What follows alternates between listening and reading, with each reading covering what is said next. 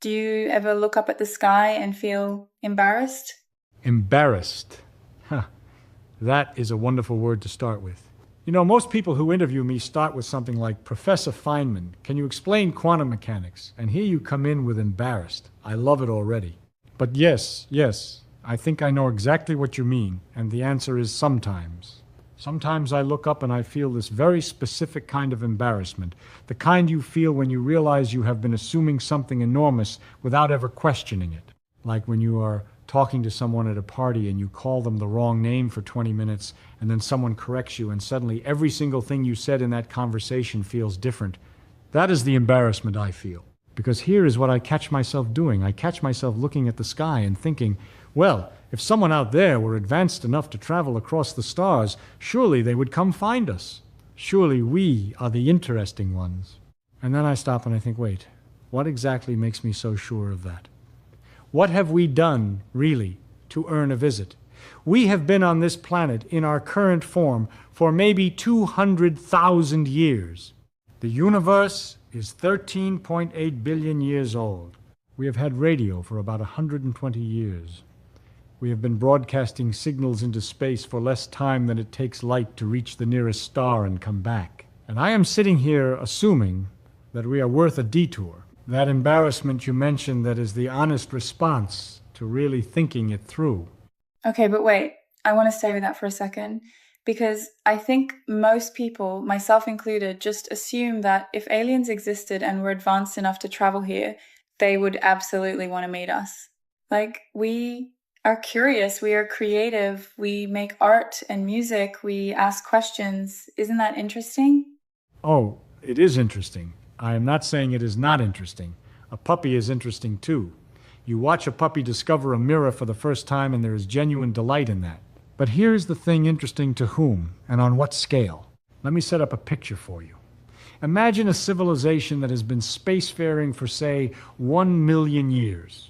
Not a billion. Just 1 million. That is less than 10% of the time complex life has existed on Earth. 1 million years of developing technology, of understanding physics at depths we cannot even gesture toward yet, of solving problems we have not discovered yet. Now imagine that civilization sends out a probe or a ship, whatever you like, and it arrives near our solar system. What do they find? They find a small rocky planet with a thin atmosphere, liquid water, and creatures that have just recently stopped killing each other, over which invisible being controls the thunder. We have had the internet for 30 years. We are still arguing about whether the planet is getting warmer. We have sent 12 people to our own moon, and then we stopped going. Now, does that civilization stop and say, my goodness, they make jazz, we must introduce ourselves? Or do they scan us the way you might glance at a tide pool on the beach, fascinating for a moment, genuinely alive, genuinely complex in its own way, and then keep walking because they have somewhere to be? I am not being unkind to humanity. I love humanity. I am one of us. But I think our assumption that we are the most interesting thing in the cosmos might be the most human thing about us. That is kind of devastating, actually. It is only devastating if you think being interesting is the point. Here is what I find much more fascinating than whether aliens find us worthy of a visit. I find it fascinating that we have no idea what interesting even means at that scale. We have a very provincial notion of what makes something worth paying attention to. We value consciousness, communication, art, mathematics. And we value those things because we have them. But a civilization 1 million years older than us might value things we do not have words for yet. They might find a particular configuration of a magnetic field more surprising and beautiful than anything Shakespeare ever wrote. And that is not an insult to Shakespeare. It is just a reminder that our categories are our categories, and the universe is not obligated to organize itself around them. So you are saying they might have come here and just not even registered us as something worth talking to? I am saying something slightly more interesting than that. I am saying they might have come here and made a very deliberate decision. And that decision might not have been, these creatures are boring. It might have been something more like, these creatures are not ready.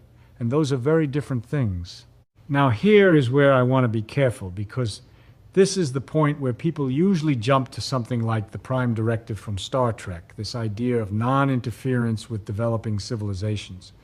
And I think that is actually a very reasonable concept, not because a television writer invented it, but because it follows logically from certain principles.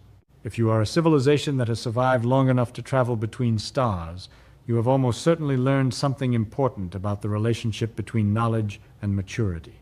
You have learned it because civilizations that did not learn it probably did not survive long enough to develop star travel. You hand an 8-year-old a loaded gun, not because you think they are boring, but because you understand something about readiness that the 8-year-old does not yet understand about themselves. That is such a strange image. We are the 8-year-old in that scenario. We are absolutely the 8-year-old, and I say this with complete affection. 8-year-olds are wonderful. They are curious, they are fearless, they have not yet learned all the ways the world tells them not to ask questions. Some of my favorite qualities in a physicist are 8-year-old qualities. But there is a specific kind of trouble that 8-year-olds get into when they are given power before they understand consequences. And we are, let us be honest, we are a species that discovered nuclear fission and within 7 years used it to incinerate 2 cities full of people. We are not evil, we are young, and young things are not boring. They are just not ready for certain conversations. Okay, I want to ask you something that might sound naive, but if they came here and decided we were not ready, how would we even know? How would that look from our side? That is not a naive question at all. That is exactly the right question, and the honest answer is we might not know.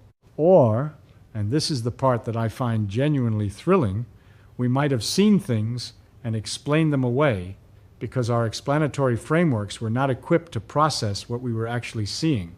Here is a real thing that happens in science. In 1967, 2 graduate students at Cambridge, Jocelyn Bell Burnell and her supervisor Anthony Hewish, detected a radio signal coming from space that pulsed with extraordinary regularity every 1.33 seconds, like a clock. It was so regular, so perfectly timed, that they genuinely considered the possibility that it was artificial. They nicknamed the source LGM1. Little Green Men. Now, they were careful scientists, and they kept investigating, and eventually they determined it was a natural phenomenon, a rapidly rotating neutron star, a pulsar. Nature turns out to be capable of extraordinary regularity without any help from intelligence. But here is my point. They noticed it. They took it seriously. They did not immediately dismiss it. And it turned out to be one of the most important astronomical discoveries of the 20th century, just not for the reason they initially suspected. My question is, how many things have we seen that we did not take seriously? How many things have been reported, detected, noticed, and then filed away because they did not fit our current model of what is possible? You mean like UFO sightings? I mean like anything that does not fit the current story we are telling ourselves. UFO sightings? Fine. Let us talk about those. Most of them have mundane explanations: weather balloons, unusual atmospheric conditions, military aircraft, the planet Venus on a clear night at the right angle. I am not trying to be dismissive of people who report these things. The experience they had was real. But the explanation they attach to it is a separate question from the experience. And what I find more interesting than any individual sighting is the pattern of how we respond to anomalies as a civilization. We have a very strong tendency to force-fit new data into old frameworks. It is not stupidity, it is efficiency. The brain is a pattern-matching machine, and pattern matching is enormously useful most of the time. The problem is that when something genuinely new shows up, something that does not match any existing pattern, the brain's first move is not, I need a new framework. It is, I need to find the existing framework this fits into. And sometimes that works. And sometimes you miss the pulsar because you are too busy looking for the little green men. So we might have met aliens and just talked ourselves out of it. Or they might have made sure we would. All right, picture this with me. You are an observer from a civilization so advanced that you understand in precise mathematical detail what happens when a less developed culture encounters a more developed one. You have data on this, lots of it. You have watched it happen across a galaxy over millions of years. And what you have learned, what the data shows, is that contact before a civilization reaches a certain threshold of internal cohesion almost always ends badly for the less developed culture. Not because the advanced civilization is cruel, but because the shock of the encounter collapses something essential in the developing culture's self-understanding. They stop developing on their own trajectory, they start imitating, or they panic, or they fracture into factions, some of whom want to embrace the visitors and some of whom want to destroy them. And the internal conflict does more damage than any outside force could. If you know all of this, and you care even slightly about the outcome for the smaller civilization, what do? Do you land in Times Square, or do you observe from a distance and wait and leave no clear trace of your presence? You wait? You wait, and you are very careful about how you wait. You do not leave behind obvious artifacts that would destabilize their understanding of their own history. You do not answer their radio signals in ways that could be definitively decoded. You might, and I am speculating here, I want to be clear that I am speculating, you might leave behind very subtle things. Patterns that look almost natural. Regularities that are just at the edge of what their science can explain. Close enough that their most curious minds notice something and keep looking. Far enough from conclusive that their civilization does not fracture trying to process it. You essentially create an invitation they have to grow into. That is beautiful and also terrifying. Most true things are both of those at once. But here is what I want you to notice about that scenario. It requires the visiting civilization to have a quality we do not often associate with technological advancement. It requires patience, real patience. The kind of patience that comes from a fundamentally different relationship with time. And this brings me to something I think is at the very heart of this question, something that people almost always skip over because it requires holding a very uncomfortable idea in your head. Our concept of time, of how long something takes, of what it means to wait, of what a generation is, of what a civilization's lifetime is, that concept is built entirely around human biology. We live for about 80 years. Our civilizations have existed for a few thousand. Our species for a couple 100,000. Those numbers feel enormous to us, but they are a rounding error on cosmic time. A civilization that has been spacefaring for 5 million years does not experience the phrase, "let us check back in 1,000 years," the way you and I experience the phrase, "let us check back next Tuesday." The interval is different. The patience is different. Their whole relationship with urgency is different. And if we want to even begin to think about what such a civilization might want or decide or feel, we have to be willing to let go of every intuition about time that our biology has built into us, which is very hard to do. I know physicists who can do the mathematics of deep time without any problem, but who still feel somewhere in their gut that 1,000,000 years is a very long time. It is not. It is nothing. It is the time it takes for a coastline to shift slightly. Can I ask you something that might be a strange jump, but it feels connected? Do you think they would even be biological? Like, would something that old still be made of flesh? Now, you have said something that I want you to pay attention to, because I think you just identified one of the most important points in this entire conversation, and you got there by intuition rather than calculation, which I find absolutely delightful. No, almost certainly not. And this is where the question of whether they visited and left becomes much stranger, because we have been imagining visitors who think the way we think, who want things the way we want things, who experience curiosity and boredom and interest the way we do.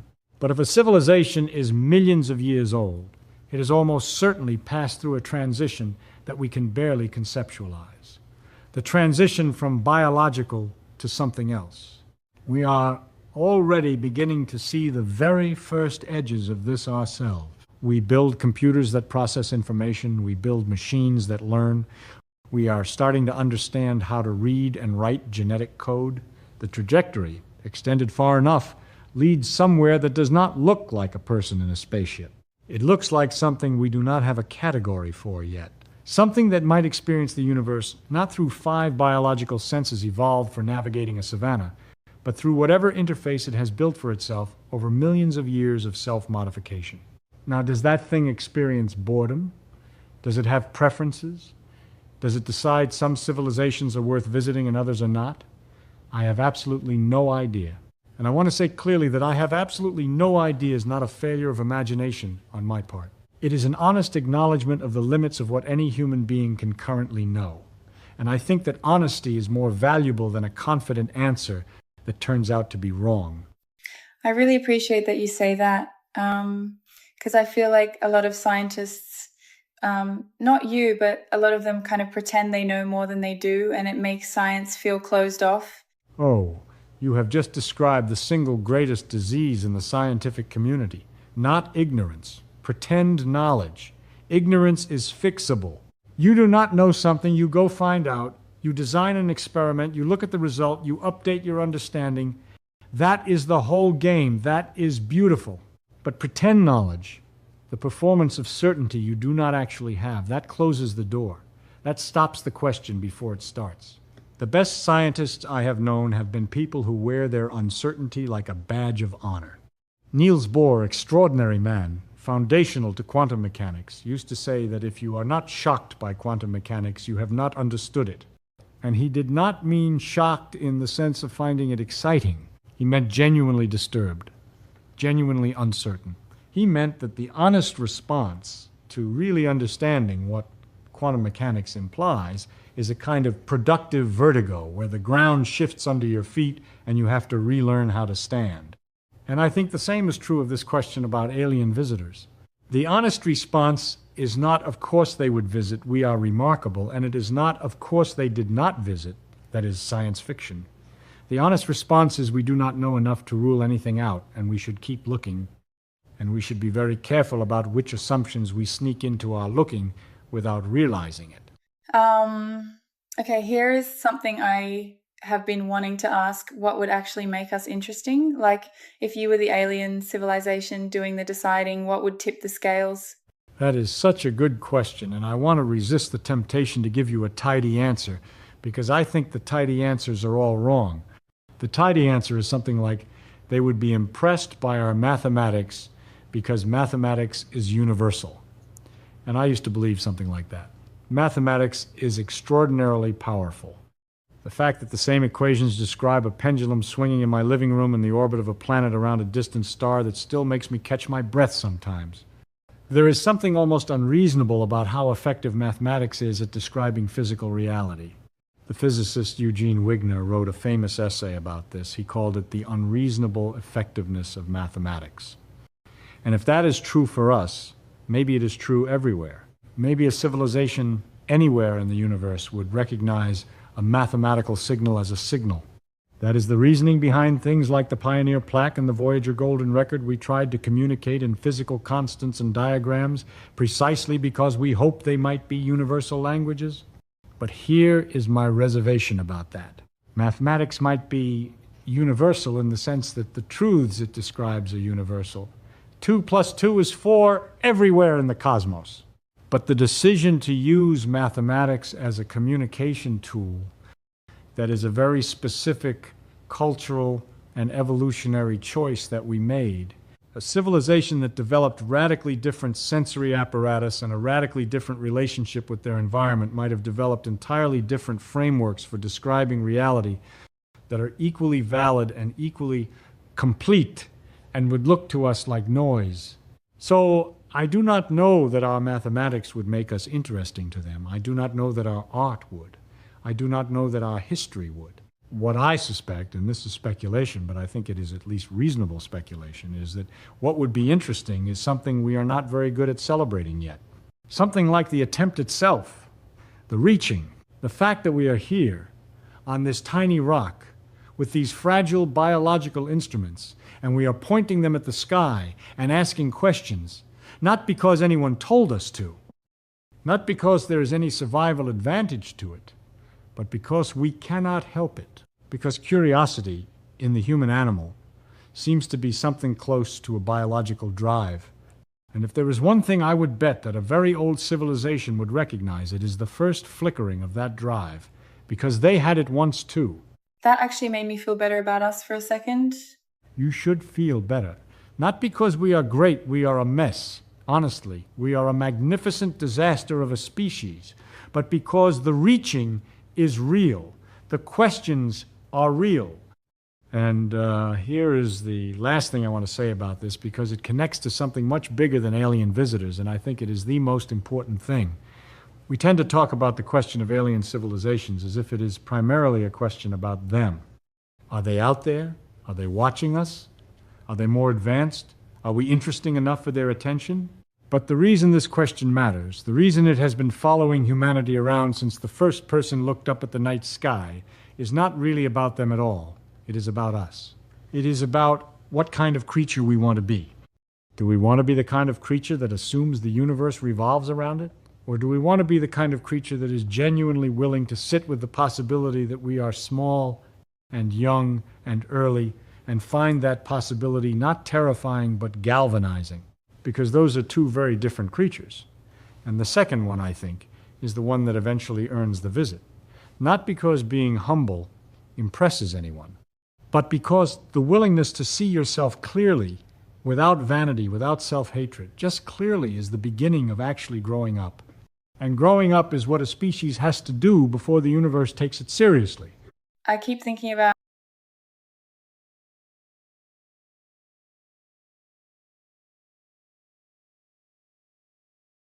I think about this more than I probably should admit in polite company. There are things in nature that seem almost too elegant. The fine-tuning of physical constants, the fact that if the strength of gravity were very slightly different, or if the charge of an electron were very slightly different, the universe would not produce stars, or planets, or chemistry, or life. Everything seems calibrated to within extraordinary precision to produce a universe where complexity can emerge.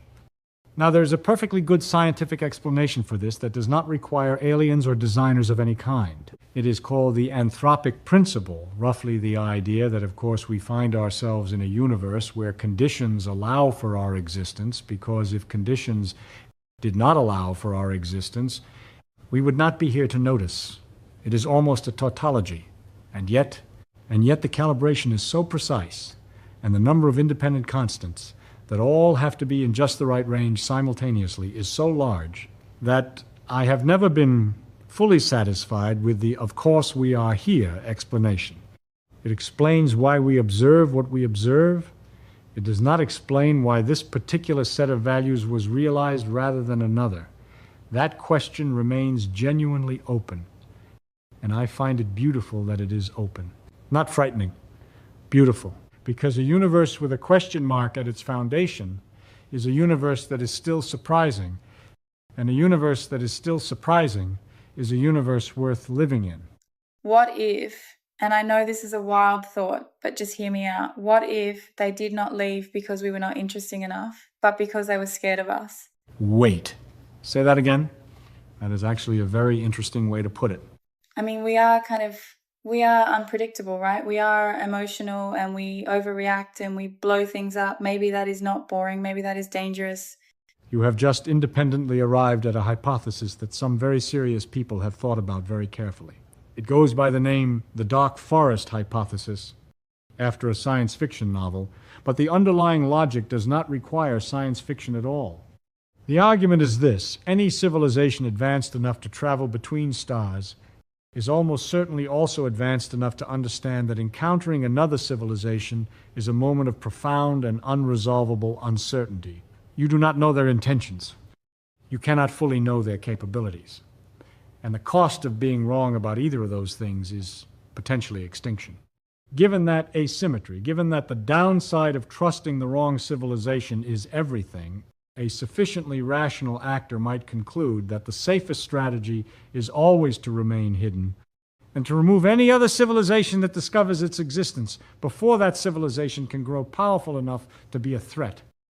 It is a brutal logic. I do not like it, but I cannot dismiss it on purely emotional grounds. The interesting thing about your version of it, the version where they are scared of us specifically, is that it implies something about our particular profile that goes beyond mere unpredictability. It implies that we have some quality that even a very advanced civilization finds dangerous. And when I think about what that might be, the first thing I come to is not our weapons, it is our ideology.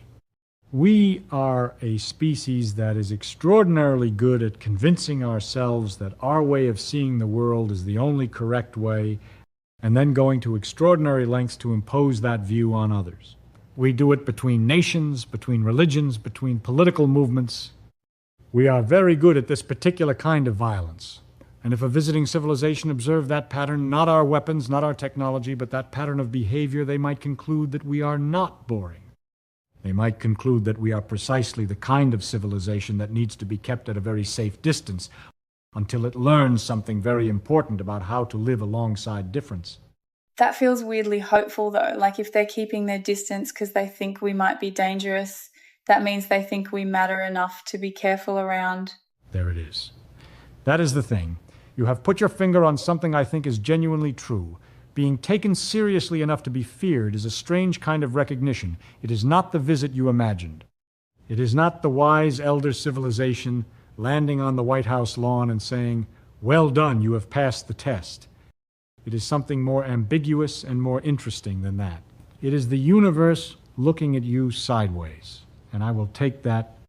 I will absolutely take that over being a tide pool that someone walks past without a second glance. Do you ever feel lonely when you think about all of this? Like the size of everything? Every single time.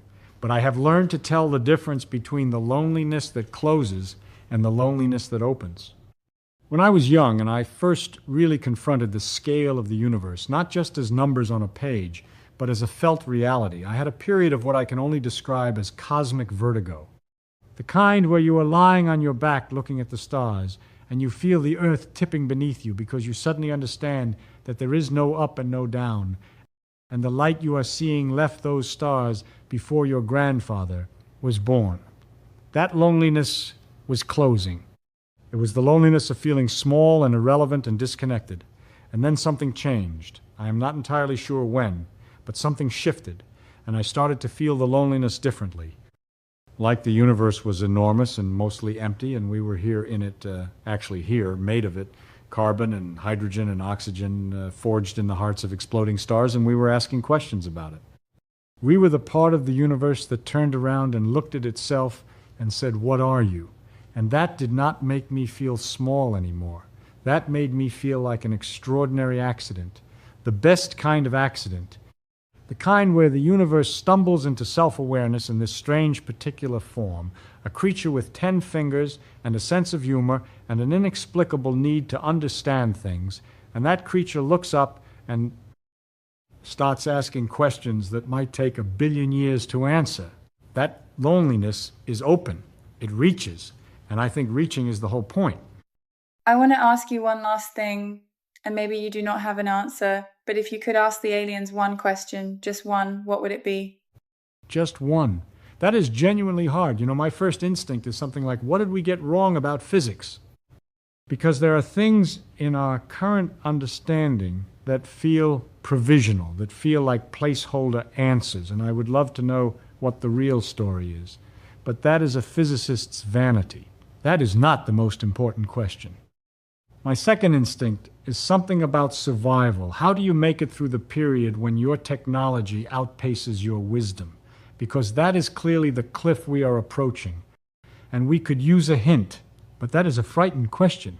And I do not think I want to ask the most important question of the cosmos from a place of fear. So here is what I land on.